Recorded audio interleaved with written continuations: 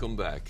And now we're going to go on a bit of a tour of Ephesus. But before we do that, let's have a look at the map once more so that we can see where Ephesus is. As you can see on the map, it's the closest of the 7 churches to the island of Patmos, and it's the very first one in many ways, an administrative center, one of the most powerful of these cities, and certainly today probably the most spectacular. So let's have a look at ancient Ephesus as it looks today. Okay. Welcome to our tour of Ephesus. John wrote his book to 7 churches in 7 cities in Asia Minor. Ephesus is the first and the most spectacular, and we're about to visit it now. And we really need to emphasize the fact this is where John lived when he wasn't on Patmos. This is the center, the central city of this whole string of churches that we are talking about in the book of Revelation. Behind me is the Odeon, which is part of the government complex here. This was like a city council, and it was where people would gather to discuss the issues of the town. Moving out from the Odeon, which seats about 1,600 people, we're moving down along the street. And you move down this street and you come to the Temple of Domitian, which is significant for us because Domitian was the emperor who was in charge at the time that John wrote Revelation. So the temple to Domitian shows the kind of competition that Christianity would have had in this city and in fact in the entire region.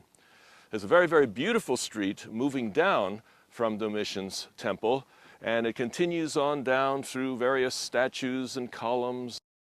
Here we are in the public toilet of ancient Ephesus. Graham, what are you doing? Nothing. What do you mean nothing? It's none of your business. This is a family program. All right, let's see if I can do this delicately.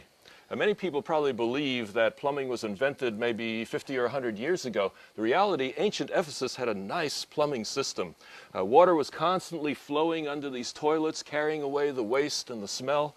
There were channels here of water moving along where people could wash their feet or clean themselves afterward, and frankly, it was rather a chummy experience. John, have you seen my keys, my car keys? Your car keys? Oh, no. Now that John's gone down and retrieved my car keys, we can continue the tour. Can somebody give me a hand down here? Graham? Graham? We're walking down the main street, which is a very impressive walk. We're heading towards the Library of Celsus, and we can see here the terraced houses of the wealthy people who lived, the nobility. And it is said that the street was lit up at night, and to have houses like this on either side must have been a very, very impressive sight. We move down and we see now the Library of Celsus.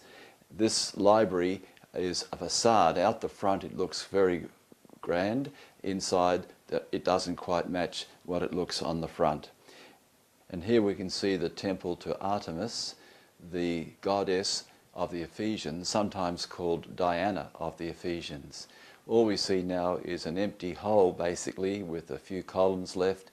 It's been used over the centuries as a quarry for other buildings. And this is the theatre here at Ephesus, seating 25,000 people. It is here that they had their plays and their dramas, and later on they had their gladiator fights and naval battles. The bottom was filled with water. Real blood was shed for entertainment.